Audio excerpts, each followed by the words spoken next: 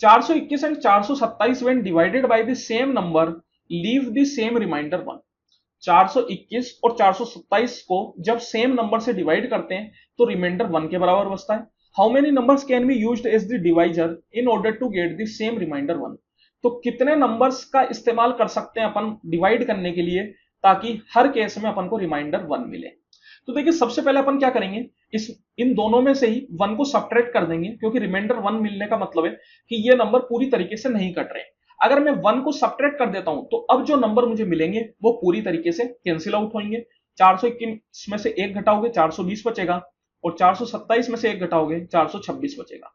तो 420 और 426 वो दो नंबर है जो पूरी तरीके से डिविजिबल हो जाएंगे। दो नंबर पूरी तरीके से डिविजिबल सेम नंबर से कब होते हैं? हाईएस्ट कॉमन फैक्टर एचसीएफ से। तो एचसीएफ उसी नंबर को अपन बोलते हैं जो इन दोनों नंबर को पूरी तरीके से डिवाइड कर सकता है। तो एचसीएफ निकालने के लिए अपन इनका डिफरेंस ले सकते हैं।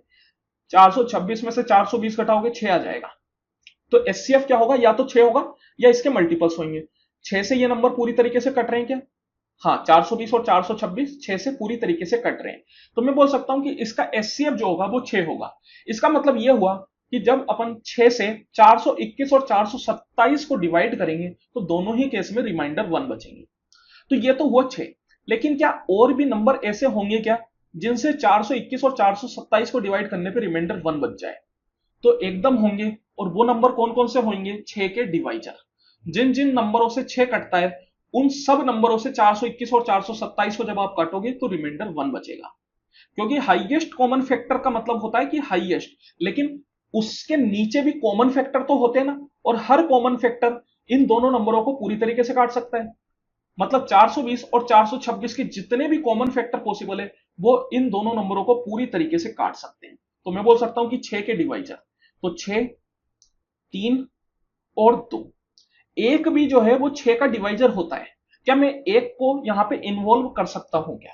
अगर आप 421 और 427 को 1 से डिवाइड करोगे तो रिमाइंडर क्या बचेगा?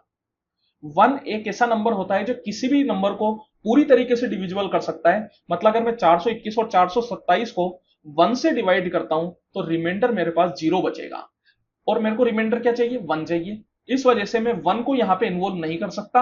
मेरे पास कितनी वैल्यूज आ गई? 6, 3 और 2।